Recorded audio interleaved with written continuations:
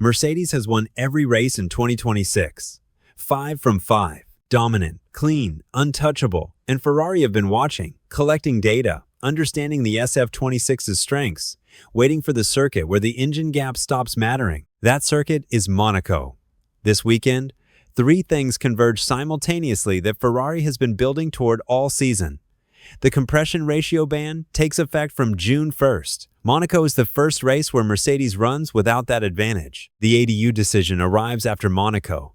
Ferrari gets their engine upgrade pathway confirmed, and the circuit itself removes everything that has been hurting Ferrari all year. No long straights, no sustained flat-out sections, no moments where 30 horsepower of engine deficit translates into half a second of lost time. Monaco is slow corners, mechanical grip, driver precision, and chassis balance. Every single one of those things is what the SF-26 does best. This is not a coincidence. This is the race Ferrari has been circling since February, and Mercedes, for the first time in 2026, arrives without the 2 hidden advantages that have been quietly worth 0.3 of a second every single lap. The plan is not secret anymore. Let us go through it. Ferrari's fundamental problem in 2026 has been the engine. 30 horsepower behind Mercedes, half a second per lap on power circuits. Every time the cars hit a straight, the gap comes back regardless of how good the chassis is through the corners. Monaco removes that dynamic almost entirely.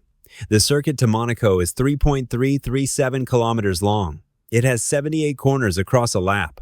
The longest flat-out section lasts approximately 7 seconds. Compare that to Canada's Casino Straight, over a kilometer of full throttle, or Spa's Kemmel Straight, which runs for 12 seconds at maximum power. Monaco is not a power circuit. It never has been. The engine matters here in terms of drivability, how smoothly it delivers torque out of slow corners, how responsive it is to throttle inputs in tight spaces. But raw horsepower is largely irrelevant when the next corner arrives in 3 seconds. Ferrari's small turbo, which has been a liability on every power circuit this season, becomes an asset in Monaco. It spools up faster. It responds more quickly to aggressive throttle inputs in slow corners. The exact characteristic that costs Ferrari time on straights generates time through Monaco's hairpins and chicanes. The SF-26's chassis, described by multiple analysts as the best corner speed package on the grid, finally gets a circuit where it can express everything it is capable of without being immediately canceled out by the straight line deficit. Leclerc won here in 2024. Ferrari was strong here in 2025 before Norris took pole and controlled the race. The SF-26 is a better car than the 2024 and 2025 Ferrari was. Monaco is Ferrari's circuit. This is the part of the Monaco story that has not been widely connected in a single analysis. 2 separate FIA regulatory actions both take effect at Monaco simultaneously, and both specifically reduce advantages that Mercedes have been running all season. The first is the compression ratio ban from June 1st. The FIA measures engine compression ratio at 130 degrees Celsius, operating temperature, rather than at ambient temperature. The effect is that Mercedes can no longer run the thermal expansion loophole that allowed their compression ratio to increase from the legal 16:1 at room temperature to approximately 18:1 at racing temperature. Estimates of the performance value vary between sources, but the consistent figure from inside the paddock is approximately 0.3 of a second per lap on power circuits. At Monaco, where the engine matters less, the direct lap time impact is lower, but it is not zero. The second is the brake fairing heating ban. The regulation update to Article 10.8.3 that closes the tire warming system Mercedes exploited in Canada takes effect at Monaco. Again, at Monaco in normal temperatures, tire warming is less of a challenge than it was in 11 degrees Celsius Montreal. The direct impact is smaller than it would be on a cold circuit, but together the 2 bans represent the first race weekend in 2026 where Mercedes runs without either advantage that has been quietly working in their favor since Australia. Ferrari team principal Fred Vasseur was careful about expectations after Canada. He said the compression ratio ban alone would not be a huge game changer. He is right. But the compression ratio ban combined with the tire heating ban combined with a circuit that plays entirely to Ferrari's strengths, that is a different calculation. Drop a comment. Do you think Monaco is the race that finally stops Mercedes? Charles has a complicated relationship with Monaco. He grew up watching Formula One from these streets. His early karting career started here. He knows every bump, every barrier, every shadow, and for years, Monaco gave him nothing back.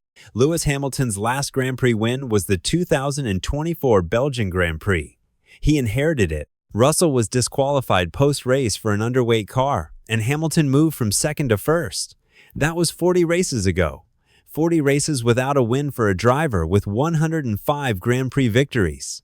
The narrative around Hamilton at Ferrari has been difficult. Simulator correlation problems, energy management issues, a car that felt wrong from the moment he arrived. Canada changed the tone. Second place, his best Ferrari result. A battle with Verstappen that showed the competitive Hamilton rather than the frustrated one. And after Canada, he said something telling. He said Monaco may offer Ferrari its best window of the season. That is a driver who understands his car deeply enough to identify specifically where it can win. Hamilton has 3 Monaco victories: 2008, 2016, 2019. He knows this circuit. He knows what a qualifying lap around these barriers feels like. He knows how to manage a Monaco race when you have track position and a car that does not need to pass anyone. If Ferrari can give him a car in the right window this weekend, the setup that actually works, rather than the simulator version that does not, Monaco could be the race where 40 ends. Vasseur has not promised anything. Hamilton has not guaranteed anything. But every factor this weekend points in the same direction. The circuit, the regulation changes. The car's strengths, the driver's history. If there is one weekend in 2026 where Hamilton wins his first race for Ferrari, this is it. The next 3 sessions will tell us if the theory matches reality. Monaco is not just a race this weekend. It is the end of a DUO period too. After Sunday's checkered flag, the FIA assesses each power unit's IC Performance Index and decides who qualifies for additional development in the second period. Ferrari are almost certain to qualify. Their engine deficit, estimated at 22 to 25 horsepower, places them comfortably in the 2 to 4% band. One additional upgrade opportunity: extra test bench hours. Cost cap relief that accelerates the Belgium timeline. The ADU result does not change what happens on Sunday, but it changes everything between Monaco and Belgium. If Ferrari confirm the allocation, Maranello gets the green light to commit fully to the turbo rebuild package, knowing the resources are confirmed rather than estimated. 2 answers arrive this weekend: the race on Sunday and the ADU announcement after it. One decides whether Ferrari can win now. The other decides whether the second half of 2026 is a genuine championship fight or a managed decline. 5 races, 5 Mercedes wins. Ferrari watching, waiting, collecting data, and arriving at the one circuit where the engine gap almost disappears, with the compression ratio ban removing one Mercedes advantage and the brake heating regulation removing another. Leclerc wants to win his home race. Hamilton wants to end 40 races without a win. The SF-26 was built for exactly this. None of this guarantees a Ferrari victory. Mercedes still have the best car.